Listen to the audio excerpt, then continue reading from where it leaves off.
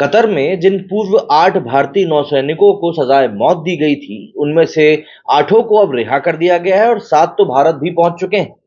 जाहिर सी बात है, जब इस तरह की बातें निकलकर सामने आती हैं, तो भारत के विपक्ष के ऊपर सवाल खड़े होते हैं। वो विपक्ष जो कि अब से कुछ महीने पहले सवाल उठा रहा था कि भारत की सरकार आखिर क्या कर रही है इन लोगों को लेकर, आप देखेंगे कि अब इस मुद्दे के ऊपर वो सब बिल्कुल सील बंद चुप्पी साध लेंगे, क्योंकि उनको भी पता है कि अब इस मुद्दे पर अगर उन्होंने बोला तो मोदी सरकार की तारीफ हो जाएगी।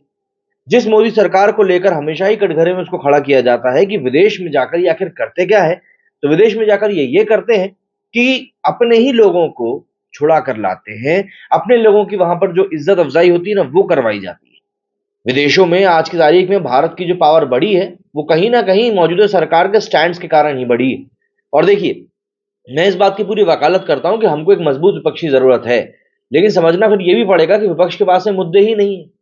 विपक्ष के पास में मुद्दे बस ये है कि भैया मोदी तो चोर है, मोदी तो खराब है, मोदी तो तानाशाह है, मोदी वहां पर काम करा रहा है, उसके खिलाफ ये लोग कुछ बोल नहीं सकते, तो वहीं पर फंस जाते हैं। दरअसल ये जो पूरा मामला है, इस पूरे मामले में काफी सारी बातें अब निकलकर क्लियर हो गई हैं। कतर की जेल में बंद पूर्व भारतीय नौसैनिकों को आखिरकार 18 महीने बाद जेल से रिहा कर दिया गया है। विदेश मंत्रालय ने सोमवार को एक बयान जारी करते हुए कहा कि 8 में से 7 लोग पहले ही भारत लौट चुके हैं। जनवरी में इन अधिकारियों को मौत की सजा अलग अलग अवधि की जेल में बदल दी गई थी। ये कतर में जासूसी के आरोप में उम्र कैद की सजा काट रहे थे। इससे पहले इनको फांसी की सजा सुनाई गई थी। विदेश मंत्रालय ने सोमवार 12 फरवरी की देर रात को कहा कि भारत सरकार कतर में गिरफ्तार किए गए देहरा ग्लोबल कंपनी के लिए काम करने वाले 8 भारतीयों की रिहाई का स्वागत करती है। हम इनकी घर वापसी के लिए कतर के फैसले की सराहना करते हैं। कतर की इंटेलिजेंस एजेंसी के स्टेट सिक्योरिटी ब्यूरो ने 30 अगस्त 2022 को 8 पूर्व नौसैनिकों को गिरफ्तार किया था। दिल्ली एयरपोर्ट पर लौटने के बाद कुछ पूर्व नौसैनिकों ने मीडिया से बात भी करी। एक पूर्व नौसैनिक ने कहा, मतलब ये पूर्व नौसैनिक ने कहा है, ठीक है ना, और किसी ने नहीं कहा। उसने कहा है कि पीएम मोदी के इंटरफेरेंस के बिना हमारे लिए भारत लौटना पॉसिबल नहीं था।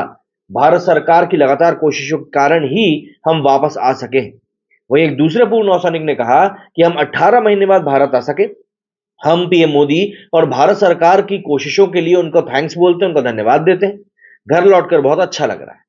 अब ये अफसर अगर कोई बात कह रहे हैं तो ऑब्वियस सी बात है, ईवीएम तो हैक करी नहीं गई है इन लोगों के दिमाग की, या इनके दिमाग में कोई चिप तो इम्प्लांट करी नहीं गई है जो ये लोग मोदी की तारीफ कर रहे हैं। भाई जेन्युइनली इनको कुछ लगा है, इसीलिए ये लोग ये बात बोल रहे हैं।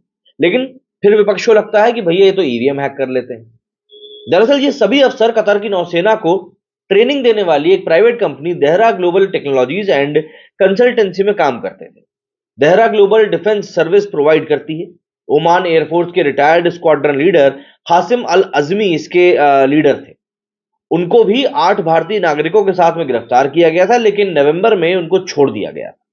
गिरफ्तारी से करीब 14 महीने के बाद में 26 अक्टूबर 2023 को इन सब पूर्व नेवी ऑफिसर्स की जो मौत की सजा सुनाई गई थी, उसको 28 दिसंबर 2023 को उम्र कैद में बदल दिया गया। रिहाई से जुड़ा लेकिन एक पहलू और है जो निकलकर सामने आ रहा है। दरअसल बीबीसी के मुताबिक ये रिहाई ऐसे पॉइंट पर हुई है जब भारत और कतर के बीच में गैस को लेकर एक अहम समझौता हुआ है। 6 फरवरी को हुए इस समझौते के तहत भारत कतर से साल 2048 तक एलएनजी खरीदेगा। ये समझौता अगले 20 सालों के लिए हुआ है और इसमें कुल लागत 78 अरब डॉलर की है। भारत की सबसे बड़ी एलएनजी आयात करने वाली कंपनी पेट्रोनेट एलएनजी लिमिटेड की ने कतर की सरकारी कंपनी कतर एनर्जी के साथ यह समझौता भी किया है। इस समझौते के तहत कतर हर साल भारत को 7.5 मिलियन टन गैस एक्सपोर्ट करेगा। इस गैस का इस्तेमाल बिजली, फर्टिलाइजर बनाने और इसे सीएनजी में बदलने के लिए भी किया जाएगा। और सीएनजी की डिमांड भारत में भी कैसी बढ़ रही है हम सभी जानते ही हैं। गोवा में हुए इंडिया एनर्जी वीक 2024 के पहले दिन, मतलब कि 6 फरवरी को यह पूरा समझौता किया गया। इस दौरान केंद्रीय ऊर्जा मंत्री हरदीप सिंह पुरी और कतर के एनर्जी के सीईओ साल अल का भी मौजूद रहे। भारतीय दूतावास को सितंबर 2022 के बीच में पहली बार भारतीय नौसैनिकों की गिरफ्तारी के बारे में बताया गया। इनकी पहचान के बारे में बात करें तो ये थे captain Navjot Singh Gill, captain Saurabh Vashisht, commander Purnendu Tiwari, captain Virendra Kumar Verma, commander Suganakar Pakala, commander Sanjeev Gupta, commander Amit Nagpal और नाविक रागेश।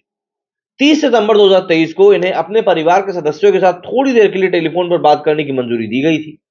पहली बार काउंसलर एक्सेस 3 अक्टूबर 2023 को गिरफ्तारी के 1 महीने बाद मिला। इस दौरान भारतीय दूतावास के एक अधिकारी को इनसे मिलने दिया गया था।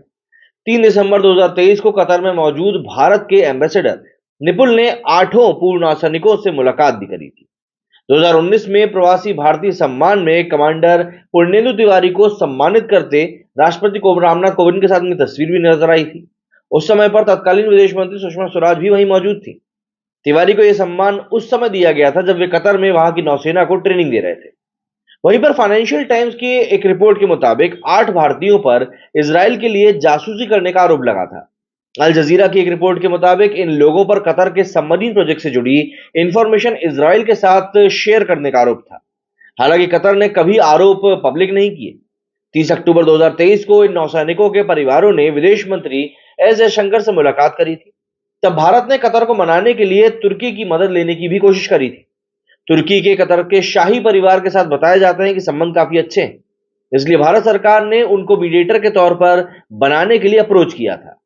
भारत सरकार ने अमेरिका से भी बात करी थी क्योंकि रणनीतिक तौर पर अमेरिका की कतर पर ज्यादा मजबूत पकड़ है। अब लेकिन जरा समझ लीजिए कि 8 पूर्व अफसर क्या थे, क्या कर रहे थे जिनको कतर ने रिहा किया है। तो अगर हम बात करें कैप्टन सबसे पहले नवजोत सिंह गिल जी के बारे में, जो हिंदुस्तान टाइम्स के अनुसार कैप्टन नवजोत सिंह गिल चंडीगढ़ के हैं। इनके पिता आर्मी के रिटायर्ड अफसर हैं। ये देश के famous defence services staff college Wellington Tamil Nadu में इंस्ट्रक्टर रह चुके हैं। उन्हें बेस्ट कैडेट रहने का राष्ट्रपति अवार्ड भी दिया गया है। बात करें कमांडर पुण्येंदु तिवारी की, तो नेवी के टॉप ऑफिसर रह चुके हैं, नेविगेशन के एक्सपर्ट हैं, युद्धपोत आईएनएस मगर को कमांड करते थे। देहरा कंपनी में managing director retired commander Purnendu Tiwari को भारत और कतर के बीच द्विपक्षीय संबंधों को आगे बढ़ाने में उनकी सेवाओं के लिए साल 2019 में कोविड के ठीक पहले प्रवासी भारतीय सम्मान पुरस्कार भी दिया गया था, और वो ये पुरस्कार पाने वाले आर्म्ड फोर्सेस के एकमात्र शख्स भी हैं। मतलब ये कोई छोटी मोटी हस्तियों की हम बात नहीं कर रहे हैं, काफी बड़े लेवल के लोग थे। इसके बाद बारी आती है कमांडर सुगनाकर पकाल की।